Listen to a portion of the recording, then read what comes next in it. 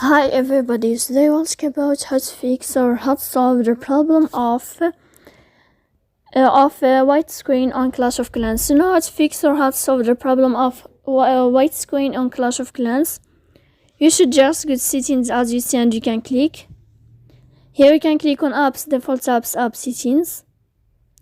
Then you will enter to Clash of Clans and you will enter here. Then you can click on first stop and you can click OK. Here we'll enter to storage. Then you can click clear cache. Don't click clear data because that can cause you errors or can delete your account. In the end, you can turn off your phone and you can wait a moment to turn on your phone again to fix that problem. So please don't forget to support us by like and subscribe. See you next time in another video, and thank you for your attention and your